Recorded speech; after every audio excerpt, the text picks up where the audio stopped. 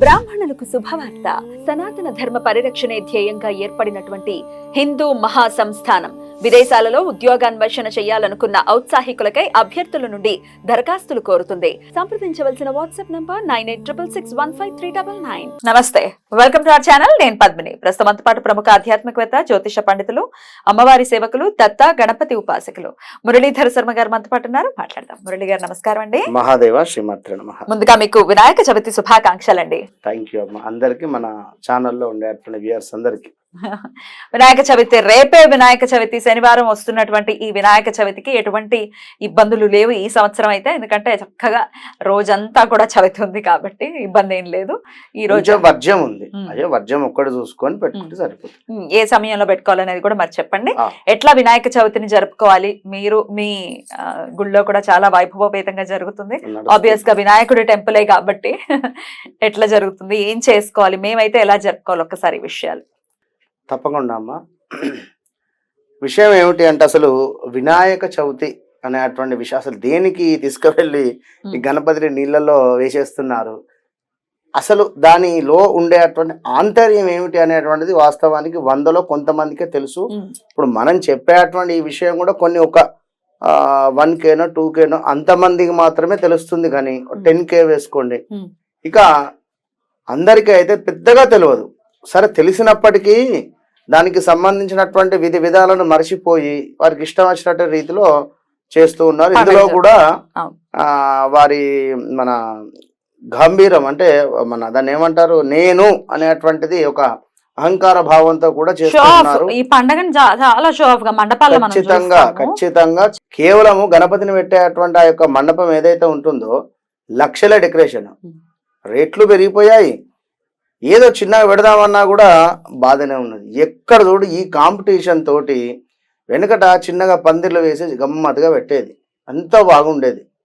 మొత్తము ఎట్లా అంటే దీన్ని ఒక వివాహానికి ఎంత ఖర్చు పెడుతున్నారో గానీ అంతకు మించి సగం అయితే ఖర్చు పెడుతున్నారు. సరే, ఖర్చు పెట్టినా పర్వాలేదు కానీ ఆ మండపాల్లో జరిగేటటువంటి ఆ క్రతువులు ఏవైతే ఉంటాయో, క్రతువులు ఇన్ ద సెన్స్ వైదికంగా కాదు, ఈ ఆటలు ఆడుకోవటం, తర్వాత డీజేలు పెట్టుకొని దరిద్రమైన పాటలకి డాన్స్ ఆడతారు. ఎందుకు ఆడరు చూసారా?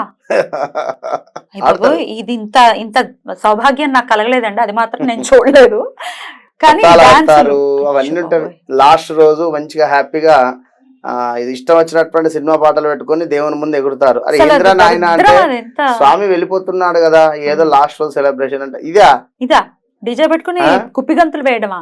అసలు విషయం ఏమిటి అంటే, వాస్తవానికి వేద వ్యాసుల వారు ఆ మహాభారతాన్ని గణపతి చేత రాయించేటువంటి సందర్భంలో ఇది కరెక్ట్గా కూడా భాద్రపద మాసము శుక్లపక్ష చవితి రోజు మొదలయ్యి 11 రోజులు కూడా తను రాత్రి పగలు లేకుండా నిర్విరామంగా రాస్తూనే ఉన్నాడు మన గణపతుల వారు. 11 రోజులు కూడా కూర్చొని ఈ రాసి 11 రోజులు అయ్యేసరికి అదేమిటి 11 రోజులు గడిచిపోయిందంటే వారికి తెలియకుండానే ఈరోజు భాద్రపద మాసం అని, మన శుక్లపక్ష చవితి అని మనం ఈ రోజు నుంచే మొదలు పెడదాము, ఇట్లా మనకు కలియుగంలో వీరు వినాయకుడిని నిర్మించుకోవాలి, ఇలాంటిది వాళ్ళు ఏం అనుకోలేదు. క్యాజువల్ గా వేదవ్యాసుల వారు గణపతికి స్వాముల వారికి ఈ యొక్క మహాభారతాన్ని రచిస్తూ ఉండగా 11 రోజులు అయిన తర్వాత మొత్తం స్వామి చాలా వేడిగా అయిపోతాడు. ఎంతో వేడిగా అయిపోయిన తర్వాత ఆ వేడిని చూసి తట్టుకోలేక ఈ యొక్క వేదవ్యాసుల వారిని ఒకసారి వెళ్ళి గంగలో స్నానం చేసి రాన, గంగొడ్డుకే కూర్చొని రాస్తారు, మీరు వెళ్ళి అందులో స్నానాన్ని ఆచరించరండి అని అన్న తర్వాత గణపతుల వారు లేచి ఆ నీటిలో ఒక మునిగి లేచిన తర్వాత చాలా ప్రశాంతంగా అయిపోతాడు. ఎంతో కూల్ వాతావరణం అయిపోతుంది. అటు పిమ్మట వచ్చిన తర్వాత అందరూ కూడా ఇంతటి మహాభారతాన్ని తను చెప్పినా మీరు రాశారు గనక అన్నట్టుగా తనన్నిగా ఎక్కడికో సన్మానం కావచ్చు, ఇంకా వేరే అవన్నీ ఉంటాయి కృతువులు. అయితే ఇక్కడ ఎవరైతే గణపతిని 11 రోజులు పూజించి నీటిలో, వాస్తవానికి నీటిలో అభిషేకం చేయాలి అని చెప్పి నీటితో అభిషేకం కానీ పంచామృతతో అభిషేకం కానీ ఉంది. ఇక మన వాళ్ళు తీసుకెళ్ళి క్రేన్లతో టపా పడేస్తూ ఉన్నారు. అయితే ఇప్పుడు ఏంది అంటే, మట్టి గణపతులను పెట్టుకొని బాగా పెద్దవి కాకుండా చిన్న మట్టి గణపతులను పెట్టుకొని ఒక టబ్బు పెద్దది పెట్టేసుకొని అందరూ మనిషికి ఒక నీరుతో స్వామివారికి అభిషేకం చేసి 11వ రోజు ఆ మట్టి ఏదైతే ఉందో దాన్ని తీసుకువెళ్ళి తులసి కోటలో గాని ఇంట్లో ఉండేటువంటి మట్టి మనకు కింద ఆ యొక్క చెట్టు కింద మొదల్లో వేసుకున్నా గాని. కూడా ఆ. ఒక రక్షలాగా ఉంటుంది నా నాయన అంటే ఉమ్. అయ్యో ఆ పెద్ద పెద్ద మురికి విగ్రహాలు కాలవల్లో మురికి కావల్ల ఏం విగ్రహాలు అవి. తోసేస్తూ ఇది అసలు ఘోరం. ఉండేటువంటిది కథ దీనికి సంబంధించి. ఉమ్. కానీ నలుగురు నాలుగు రకాలుగా చెప్తారు. ఉదాహరణ ఇది మాత్రము ఇదే ఉంది ఉమ్.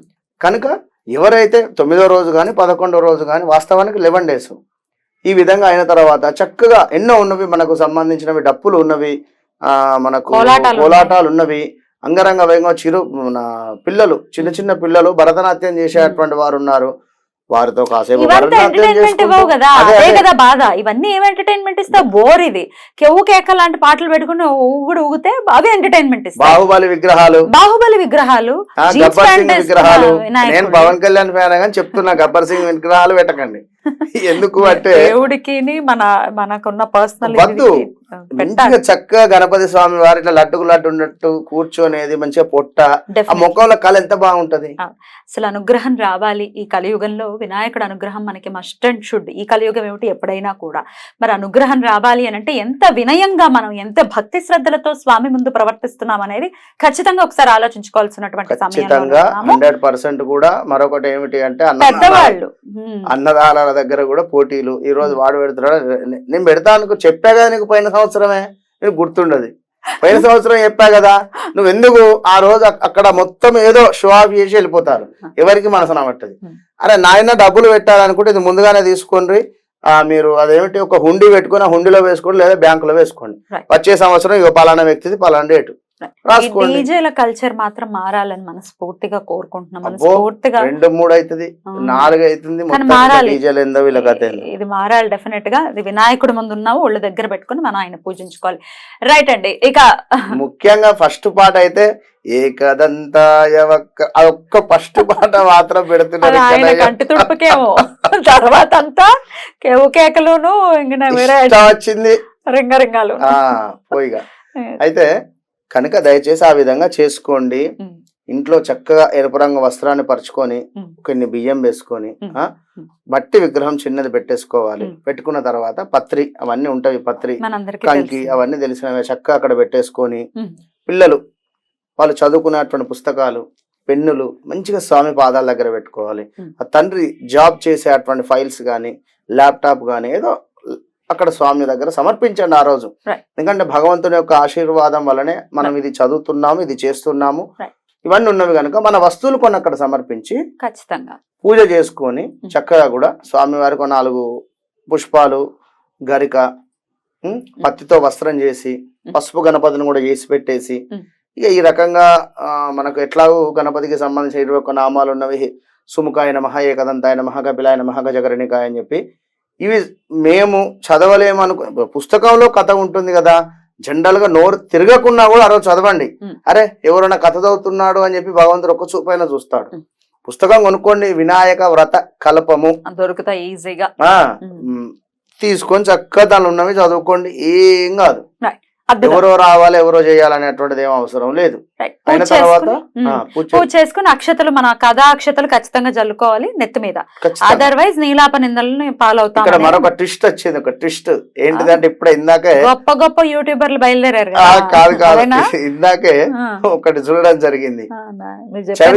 చంద్రుడు ఇంపార్టెంట్ కనుక, అంటే చవితిలో ఉండేటువంటి చంద్రుడిని చూస్తే మనకు అదే ఇంపార్టెంట్ కనుక ఈ రోజే చంద్రుడిని చూడకండి, నెక్స్ట్ డే చవితికి చంద్రుడు ఉండటం లేదు కనుక. ఇప్పుడు వినాయక చవితి వినాయక రోజు మొత్తం కూడా చంద్రునికి కూడా సంబంధించింది కథ ఉంది కనుక ఇక్కడ ఇవాళనే రేపు సాయంకాలం చవితి తిథి ఉండడం లేదు అని చెప్పి ఈ రోజే చవితి రావడం జరుగుతుంది కనుక ఈ రోజే మీరు చంద్రుడిని చూడొద్దు, రేపు చూసినా తప్పులేదని చెప్తున్నారు. శుక్రవారం రాత్రి చూస్తే పర్వాలేదు, శనివారం చూసినా పర్వాలేదు, శనివారం చూసినా ఓకే, శుక్రవారం రోజు చూడొద్దు, శుక్రవారం చూడొద్దు అని చెప్పి అంటే మధ్యాహ్నం కాలంలో చవితి ఉండాలని శాస్త్రం చెప్తున్నటువంటి మాట. అంతేనండి. ఏమిటో రకరకాలు. అయితే ఈ నీలాప నిందల గురించి కూడా ఒకసారి మనం మాట్లాడుకుంటే, ఏమంటే మీరు వినాయకుడికి ప్రత్యేకంగా వినాయకుడిని కొలుస్తూ ఉన్నారు, వినాయక ఆరాధనలో ప్రత్యేకంగా ఉన్నారు. ఈ కథా అక్షతలు అవి చదువుకోకపోతే మనం కొన్ని ఏళ్ల తరబడి కొన్ని చాలా ఏళ్ల నుంచి కూడా శ్రీకృష్ణ పరమాత్మ కూడా నీలాప నిందలను పాలయ్యాడు జస్ట్ బికాస్ ఆఫ్ ఈ వినాయక చవితి జరుపుకోని పక్షాన పాలల్లో ఆయన చూశాడు కాబట్టి చంద్రుడిని, ఓహో నాకు ఎట్లాంటి నీలాప నిందనలు వస్తాయో అని అనుకుంటే శమంతకమణిని ఎత్తుకుపోయాడు అని చెప్పి నీలాప నిందనని ఎదుర్కొన్నాడు. దీన్ని కూడా వక్రీకరిస్తూ కృష్ణుడి గురించి అంటారా అని కొంతమంది అపరమేధావుల్లా తమకు తాము ఫీల్ అయ్యే వాళ్ళు మాట్లాడటాన్ని మీరు ఎలా చూస్తారు? ఇప్పుడు తల్లి ఒక విషయము, వారి పనే అది అక్కడ. అంటే ఇప్పుడు నేను ఏం చెప్పాలి అంటే కొంచెం మాసుగా ఉంటది చెప్తే గానీ ఇక వద్దు, నాకు అట్లాంటి మాటలు రావు, కానీ మనసులో ఉన్నవి కానీ రాలేకపోతే ఇప్పుడు పని లేని వాడు అదేదో శాస్త్రం ఉన్న పిల్లి అదేదో అన్నట్టుగా మనకు సంబంధించినటువంటి యొక్క దేవుళ్ళ మీద మనకు సంబంధించినటువంటి విషయాల మీద ఏడుస్తారు కానీ ఏ ఒక్కరు కూడా అదర్వైజ్ వేరే సంబంధించినటువంటి దాని గురించి ఏలు పెట్టి కూడా చూపెట్టరు. అసలు అసలు కృష్ణ పరమాత్మే ఎదుర్కొన్నాడు అంటే బాబు మీరు చేసుకోండి అని ఆయన చెప్పటం కథలో ఉన్న ఆంతర్యం. మన కర్మ అనేటువంటిది ఎవరికైనా కర్మ అనేది అనుభవించాలి. అయితే ఈ కర్మ అనుభవించేటువంటి సందర్భంలో ఇది ఒక రెమెడీ, ఇది జనరల్ గా తనకు ఆ విధంగా అంతే కదా. అదే కృష్ణుడికే తప్పలేదు అని అంటే మనం ఎంతటి వాళ్ళము, మనం వినాయక పూజ ఖచ్చితంగా చేసుకోవాలి. మనం ఎంత మన లెక్క వాస్తవానికి కృష్ణుడికే స్వామి వారికే ఇది వచ్చిందంటే దాని అర్థం అదే కదా. మనలాంటి పామరులు లేకపోతే మనలాంటి సామాన్యులు ఖచ్చితంగా చేసుకోవాలన్న ఉద్దేశంతో దీన్ని తీసుకురావడం జరిగింది. ఒక మాట, ఆ కాలం వేరు ఈ కాలం వేరు. ఆ కాలంలో చిన్నగా నీలాప నిందలు వచ్చావి కానీ ఈ కాలంలో నీలాప నిందలతో పాటుగా తీసుకువెళ్ళిన వాళ్ళు జైలునే ఇస్తారు. ఏది కన్ఫామ్ అయింది, కన్ఫామ్ కాలేదా, ఓకే అయితే మీ సారీ అండి, మీ పేరు ముందు ఉండేటువంటి సర్నేమ్ వల్ల మిమ్మల్ని తీసుకువచ్చాం సారీ. మీరు ఏం చేస్తారు సారీ అంటే పోలీసు ఆయన తీసుకొని పోయి లోపల వేసిన తర్వాత మీ కర్మ అట్లుంటే. ఒక్కొక్కళ్ళు ఒక్కొక్క విధానాల్లో చెప్తూ ఉన్నారు, అవన్నీ నమ్మద్దు. ఎందుకంటే మీ పెద్దవాళ్ళు ఏం చెప్పారు అనేది మీకు తెలుసు కదా. ఖచ్చితంగా మనం కొన్ని వందల ఏళ్ల నుంచి ఇలాగే జరుపుకుంటున్నాము, ఈ కథనే చదువుకుంటున్నాము, ఆ కథనే చదువుకోవాలి, వేరే ఏది చదవటానికి వీల్లేదు. శ్రీకృష్ణ పరమాత్మ కూడా శమంతకమణిని తీసుకెళ్లిపోయారని నీలాపనిందని ఎదుర్కొన్నాడు. సో ఖచ్చితంగా మనం వినాయక వ్రతాన్ని చేసుకోవాలి, అక్షతలు వేసుకోవాలి. కేవలం ఒక 21 సార్లు మాత్రమే చదవండి. ఇది ఎందుకు అంటే ఇది ఎక్కువ సార్లు చదివేది కాదు, చదవకూడదు, అసలు నేను చెప్పొద్దు. కానీ కొంత వారికి లక్ష్మీ అనుగ్రహం కోసం నేను చెప్పడం జరిగింది. చక్కగా చేసుకోండి అంతే. పూజ అయిన తర్వాత చేసుకోవచ్చు, మళ్ళీ రోజు చదవద్దు, దాని నియమనిష్టలు వేరే ఉంటవి. ఈ రోజు మాత్రమే ఇది 21 టైమ్స్ చదవండి అంతే. తర్వాత పూజ అయిపోయిన తర్వాత చదువుకోవచ్చు అండి. ఆ పూజ అయిపోయిన తర్వాతనైనా ఈ రోజు మొత్తం ఈ నామస్మరణం మీద 21 సార్లు చదివిన తర్వాత అబద్ధం ఆడకుండా ధర్మంగా మంచిగా ఉండండి రోజు అంతే. చాలా బ్యూటిఫుల్ గా ఎక్స్ప్లెయిన్ చేశారు. కృతజ్ఞతలు. మరొకసారి మీకు వినాయక చవితి శుభాకాంక్షలు తెలియజేస్తూ నమస్కారం అండి. మీకు కూడా అందరికి.